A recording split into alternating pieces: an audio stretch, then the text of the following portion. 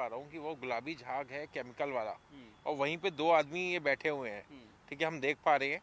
और सोचिए कि जब वो यहाँ से जाएंगे और घर जाके जब वो उनको फेफड़ों में शिकायत आएगी या अंदर गले में, जैसे मुझे अभी यहाँ स्मेल की वजह से खांसी हो रही है, तो का क्या होगा उनका। क्योंकि ज़्यादातर लोग हमारे यहाँ पे दिल्ली एनसीआर में काम करने वाले लोग हैं, गरीब और मिडिल क्लास बहुत ज़्यादा है यहाँ पर। और ये लोग बेचारे अपने प्रवासी लोग होते हैं, शायद दूर दराज इलाकों से आते हैं यहाँ काम करने के लिए, और अपना नाना करके 20 से 30% पैसा दवाइयों में डॉक्टरों को दे देते हैं। तो कहीं ना कहीं सरकार को सोचना चाहिए, उनकी चेतना जगनी चाहिए कि कहीं ना कहीं उनकी कोई ना कोई कमी आ रही है। और जैसे कि मैंने पहले भी कहा था कि आज नोएडा के अंदर ही सरकारी अस्पताल में 8,000 की ओपीडी लगती है।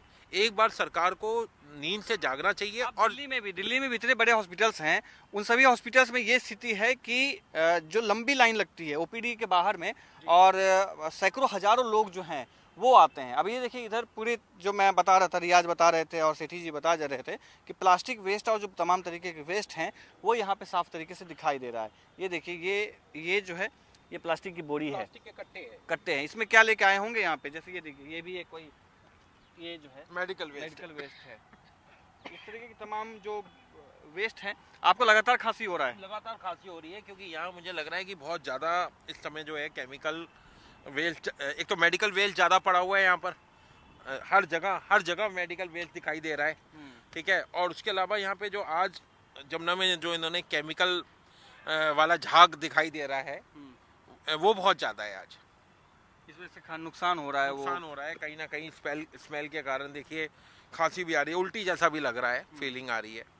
आप लोग जब काम करने आते हैं यमुना पे, हर वीक आते हैं जब साफ सफाई करने के लिए, तो क्या कभी ऐसा होता है कि कोई आदमी बीमार पड़ रहा है, उसके शरीर पे क्या क्या इफेक्ट पड़ रहा है? देखिए जब अगर हमने मास्क नहीं लगाया होता या हमने हाथ में ग्लव्स नहीं लगाए होते तो हो जाता है। क्योंकि मेरे साथ भी एक बार ऐसा ही हुआ था कि मेरे को नीचे पैर से लेके और यहाँ गर्दन तक जो है दाने हो गए थे। और जब मैं सोने लगा तो रात को ऐसे लगने लगा मेरे यहाँ पे पूरे शरीर के अंदर जैसे कोई दाने हो जाएंगे। तो फिर मैंने एक नीम का कुछ वो आता है, मेडिकल शॉप पे मिलता है, सुथौल करके है, और वो नीम की जो जल आता है, जो नीम का मैं कह रहा हूँ सुथौल आता है, केमिस्ट की दुकान में मिलता है, उसको जब मैंने पूरे शरीर पे लगाया तो अगले दिन जाके जो है ठीक हो गया। वो ये रिएक्शन हमेशा होता है या कभी कभार? जब यहाँ आते हैं हम, जब भी यहाँ आते हैं वो रिएक्शन होता ही होता है।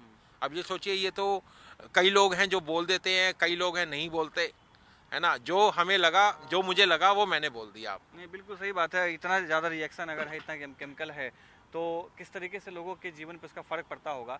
जैसे सेठी जी बता रहे हैं, रियाज भाई, कि यहाँ पे आने के बाद जो है लोगों को दम फूलने लग जाता है, रिएक्शन हो जाते हैं स्किन पे, तमाम तरीके रैसेज, जैसे मेरे हाथ में भी देखे, क्योंकि मैं यहाँ पर था, मेरे हाथ में भी रैसेज हो गए थे। तो आप लोग के साथ भी कुछ ऐसा होता है? हाँ सर, हम सफाई करते हैं तो कभी क्या होता है, इसके नाले का जब इसमें पानी निकालते हैं यमुना में, गंदगी काफ़ी होती है, गंदगी की वजह से हमारे हाथों में रैशेज वगैरह, खुजली वगैरह होने लगती है।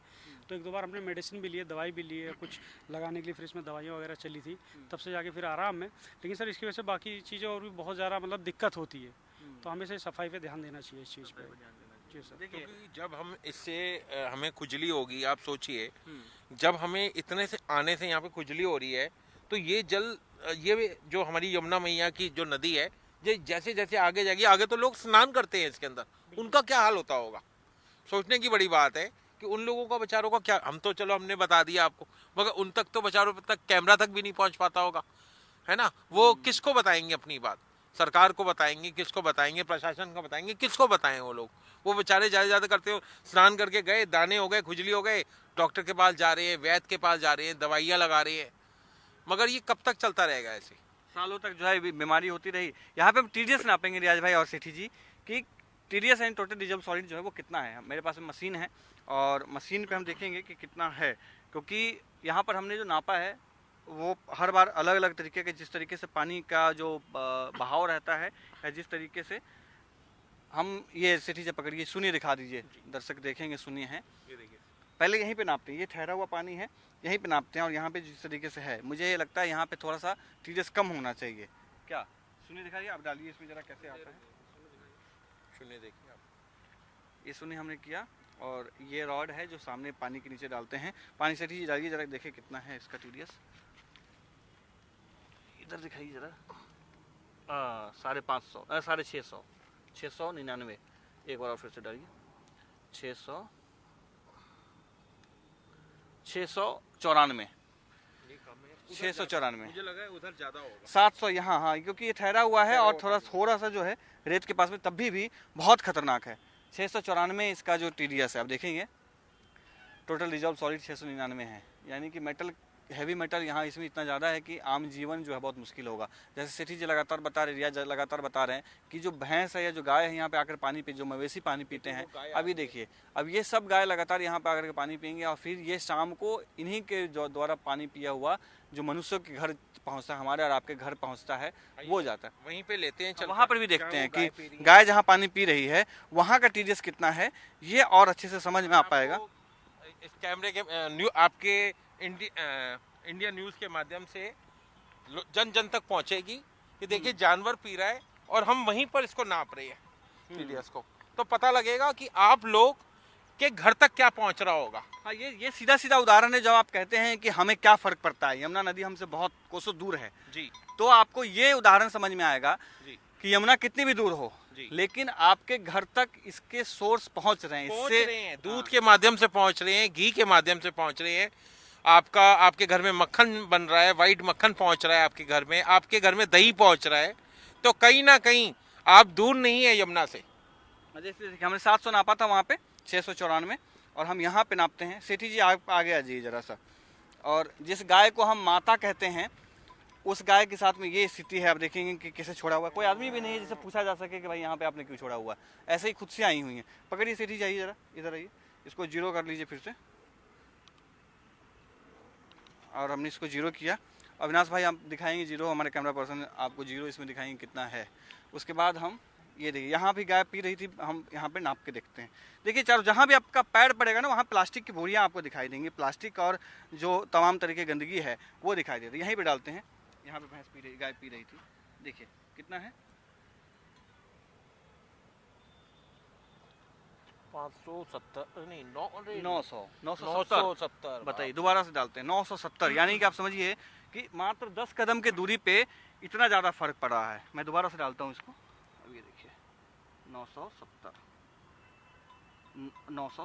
अब ये देखिए जी, जहाँ पे आपकी गाय पानी पी रही हैं वहाँ पे 970 हो गया है। देखिए अब ये गाय जो है यहाँ से पानी पी के घर जाएंगी और आपके लिए ताज़ा ताज़ा दूध निकलेगा और उस दूध से घी बनेगा, मक्खन बनेगा, दही बनेगा, पनीर भी बनेगा और आप बड़े चाव से खाएंगे उसको। और सोचिए उसके बाद फिर क्या होगा, उसके बाद होगा क्या कि आपको गले में प्रॉब्लम आएगी, आपको पेट की बीमारियां लगेंगी, ठीक है ना, और आपके फेफड़े तक खत्म हो सकते हैं। ये देखिए ये भी उधर भी गाय पी रही है ना, वहाँ पे भी एक बार नाप के देखते हैं वहाँ कितना है। आइए। मतलब आप समझिए 10 कदम की दूरी पे TDS जो है वो कितना ज़्यादा हो चुका है, 900 हो चुका है, जो कितना खतरनाक हो सकता है। जो गाय को हम माता कहते हैं उन गाय को हम कितना बीमार कर रहे हैं। देखिए अभी यहाँ पे गाय पानी पिया है, पानी पिया है, यहाँ पे कितना है ये देखिए 900, यहाँ पे भी 970 है, थोड़ा सा नीचे और डालिए, हाँ 980, यहाँ 980 है, 980 है, 980 यहाँ पर है।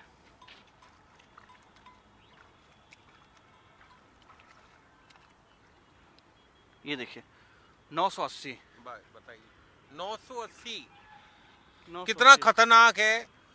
सो आप सोच सकते हैं उन बेचारी गायों की क्या हालत हो रही होगी और जो यहाँ से पानी पी के जा रही होंगी, और उसके बाद जब ये दूध निकाल के आपके घर पहुँचेगा तो आपकी क्या हालत होगी, ये ऊपर वाला जानता है या हम जानते हैं। भगवान बचाए ऐसे बीमारियों से। और देखिए कचरा इस तरीके से है और ये सब जो है मानव शरीर पे ही इसका सीधा सीधा असर जो है वो पड़ता दिखाई देता है। रियाज भाई क्या कहेंगे, अभी देखिए कि हमने 2 जगह नापा जहाँ पे गाय पानी पी रही है। गाय को हम भारत में पूजते हैं, जिस तरीके से गाय की इज्जत करते हैं, और ये फिर गाय हम यही 980 और 970 और 960 वाली TDS का पानी पी रहे हैं। वही घर में लोग पनीर बना के खाएंगे, दूध खाते हैं, छोटे छोटे बच्चों पे भी असर पड़ता होगा। सर सब पे असर पड़ेगा। आने वाले वक्त में इंसान कभी पेट की बीमारी से जूझेगा, कभी कैंसर से जूझेगा। ये उल्टी सीधी चीज़ हो, जब ऐसे दूध से इंसान पिएगा तो उसका दिमाग काम थोड़ा ना करेगा सर, फिर वो बीमारी पड़ेगा सर, हॉस्पिटल भरेंगे धीरे धीरे करके।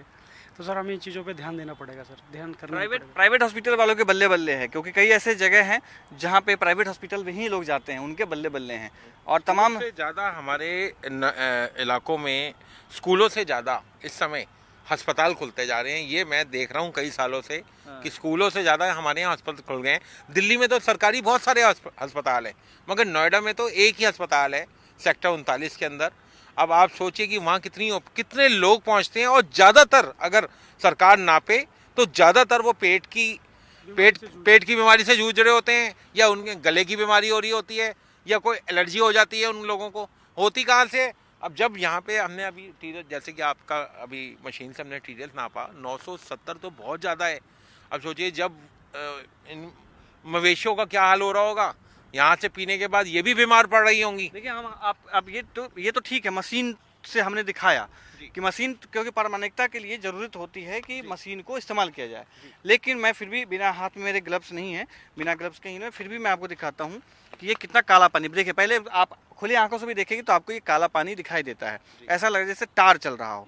हमने इसको हाथ से उठाया, अब ये देखिए, ये हाथ से उठा दिया, देखिए ये कितना ख़राब पानी है, ब्लैक, बदबू कितनी ज़्यादा है। ये यकीनन मेरे हाथ में भी इसका इन्फेक्शन होगा, सेठी जी के भी हाथ में इन्फेक्शन होगा, और तमाम जो लोग हैं उनके क्या असर पड़ता होगा। क्योंकि अब देखिए तमाम तरीके की जनजीवन जो है वो आपको नदी किनारे दिखाई देता है, क्योंकि जो अधिकतर लोग बसावट है वो यहीं के आसपास में है, यहीं के किनारे में ही है, और उसका जो सीधा सीधा असर है वो दिखाई देता है।